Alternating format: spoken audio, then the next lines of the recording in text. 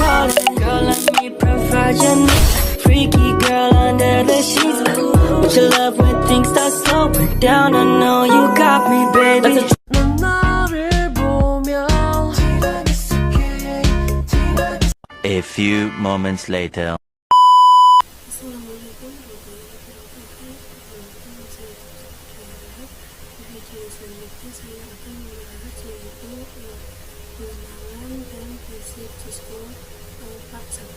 Nah, di sini ada materi yang pertama ada remote Cisco relative, yang kedua ada remote Cisco pada paket tracer, yang ketiga ada perintah dasar Cisco, yang keempat ada service password encryption, yang kelima ada konfigurasi IP address pada Cisco router, yang keenam terakhir yaitu perintah NR. Kita ke materi yang pertama yaitu remote Cisco relative.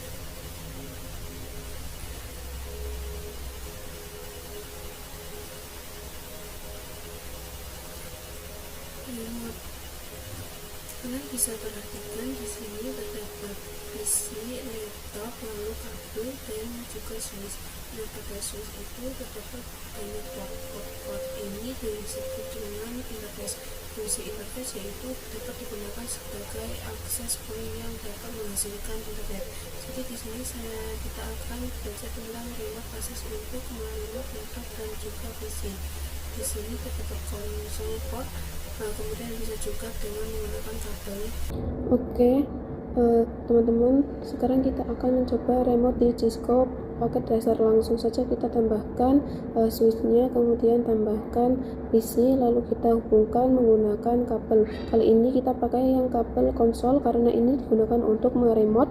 Kita sambungkan pada switch, pilih port Cisco, kemudian ke PC dan pilih port S23. Jika sudah, kita bisa klik konfigurasi, kita klik PC, lalu kita pilih desktop dan klik terminal. Di sini oke saja. Nah, nanti kita bisa konfigurasi lewat sini ya. Nah, sekarang teman-teman, sebenarnya itu kita bisa konfigurasi switch pada tampil CLI langsung seperti ini.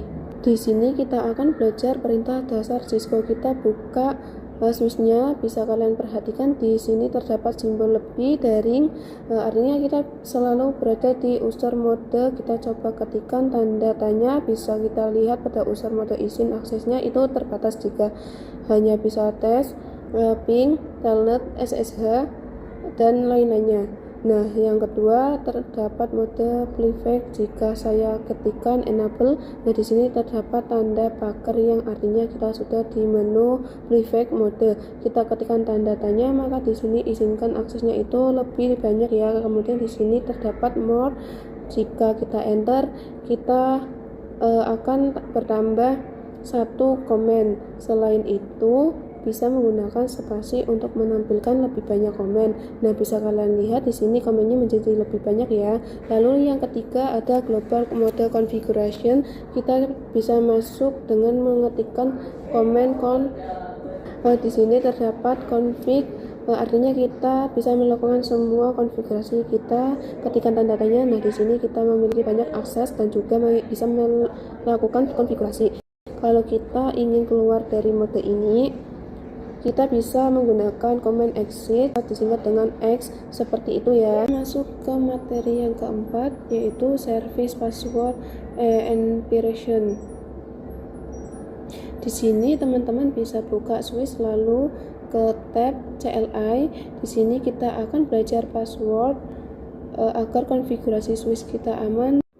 Di sini saya ketikkan N lalu enter, lalu saya ketikkan config. Nah, di sini muncul kayak gini ya teman-teman. Ya teman-teman, bahwa mode configuration pagar ini kita bisa berarti mengubah atau konfigurasi. Tapi untuk yang tanda pagar saja ini tidak bisa konfigurasi, yaitu kita cuma ngetes berapa.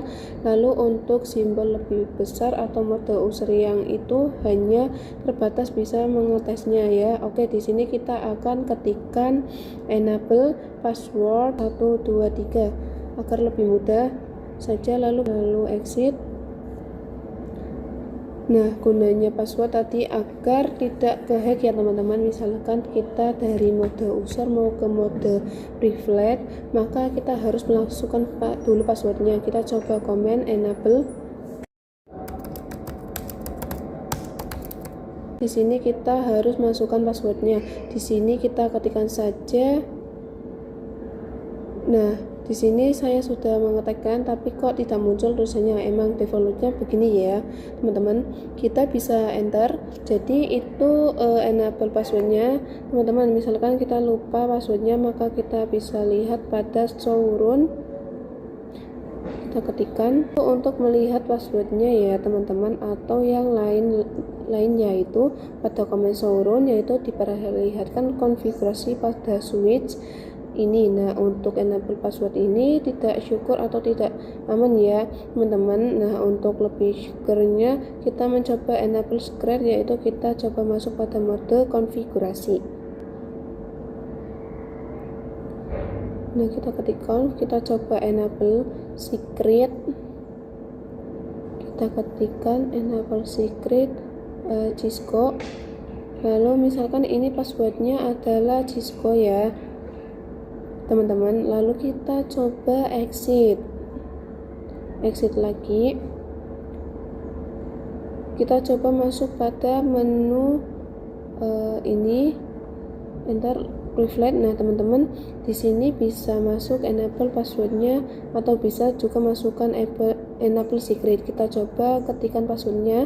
Tadi saya kasih passwordnya Cisco, jadi saya ketikkan Cisco ya.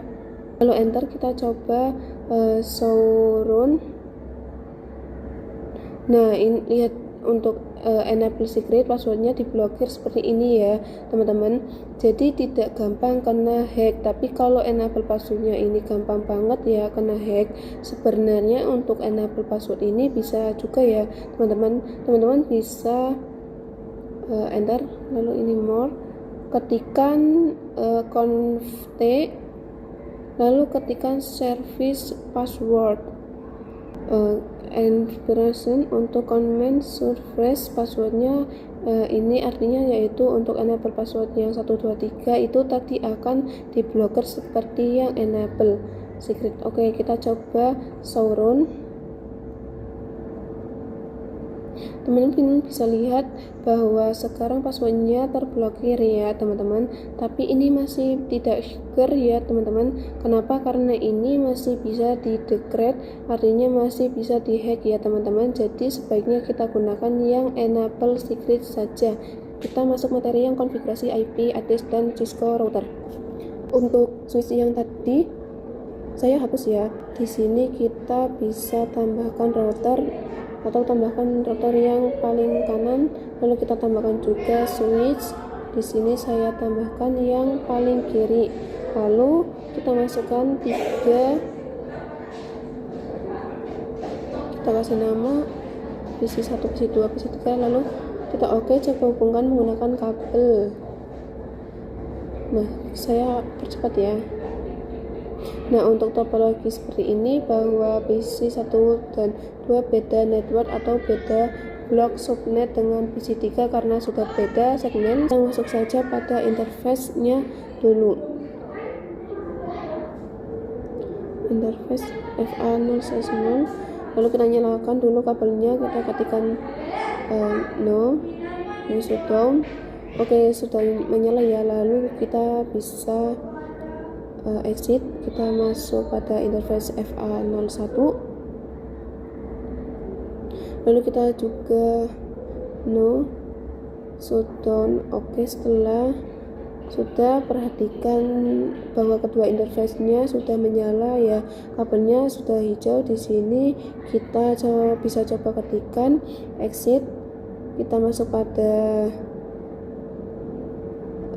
interface FA02. Teman-teman, di sini kita ketikkan saja untuk IP-nya, ketikkan IP address 10.10.1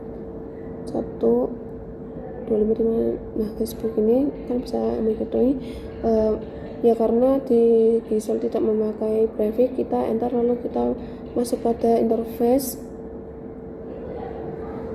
FA01. Lalu caranya sama seperti tadi, tapi di sini IP-nya diganti ya, jadi 20. Kalian bisa ikut saja seperti video. double titik dulu lalu enter. Teman-teman bisa lihat untuk di sini tertulis IP-nya ya, di sini statusnya up yang artinya sedang berjalan dengan baik, dan untuk yang down itu artinya tidak berjalan ya teman-teman. Oke, kita sudah melakukan konfigurasi IP address di router selanjutnya. Kita buka PC1 ke desktop, lalu IP konfigurasi di IPv4 address kita isikan yaitu 10.10.10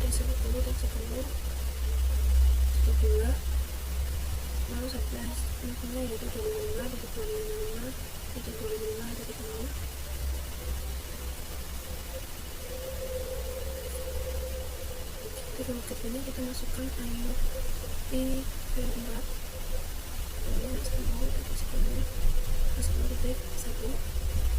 sudah melakukan juga pada PC